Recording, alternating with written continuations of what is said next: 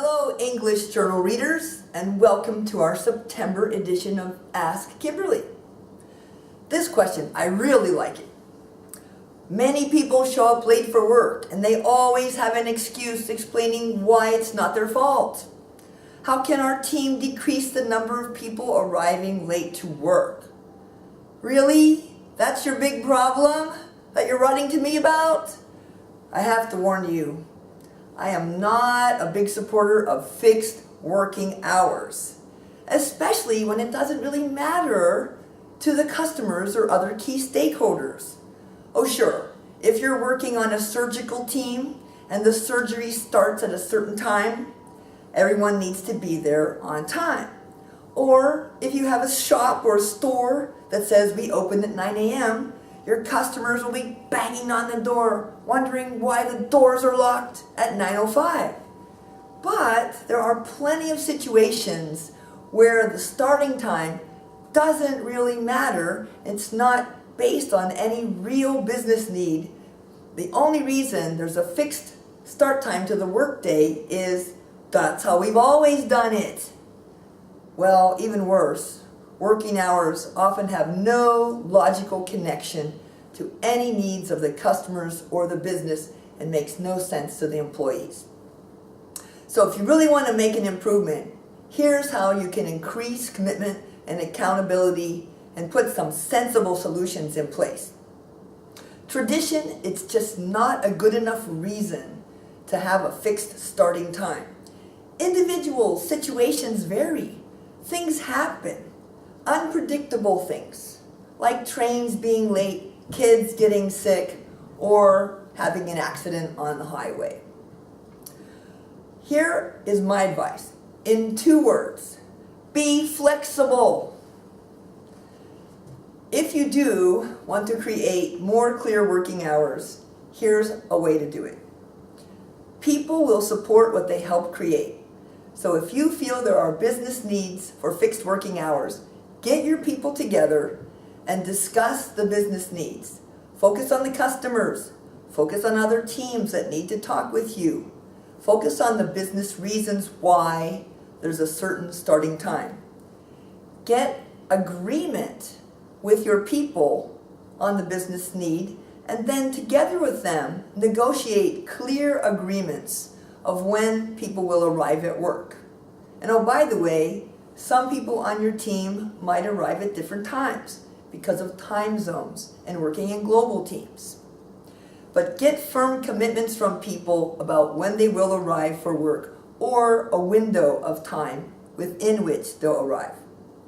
Also, agree together on enforceable consequences for being late. Maybe they have to pitch in some money into a fund for a Christmas party or Bonenkai. And please do hold people accountable for their agreements if they show up late.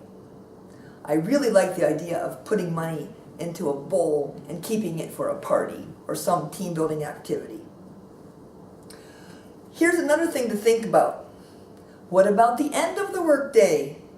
I mean, if managers are so concerned about the time we start working, why don't they care when we stop working?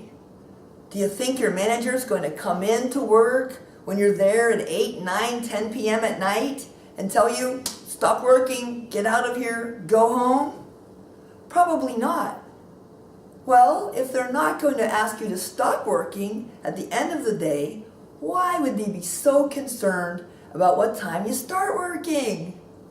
Many employees these days are working 10 hours a day at least, sometimes 12 hours a day.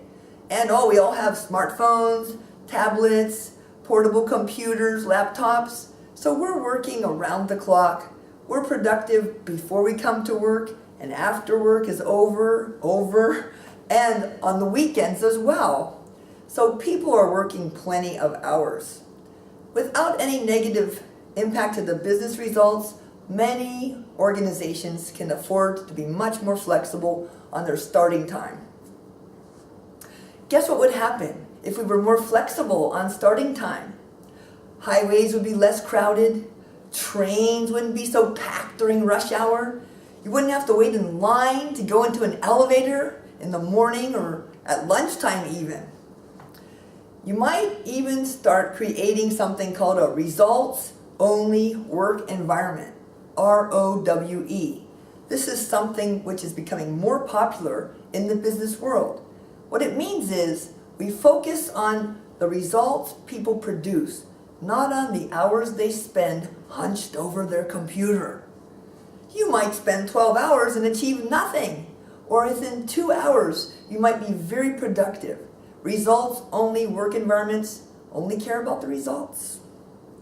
Another thing you're going to find is trusting your people is going to be way better than watching them and keeping track on a little spreadsheet of how many times they're late for work.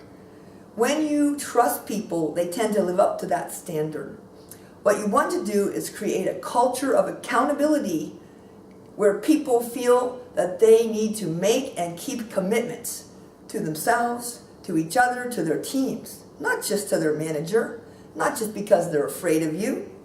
Culture of accountability has been proven to create better results than command and control. Relax, be a little more flexible, do the experiment, and see if it works for you.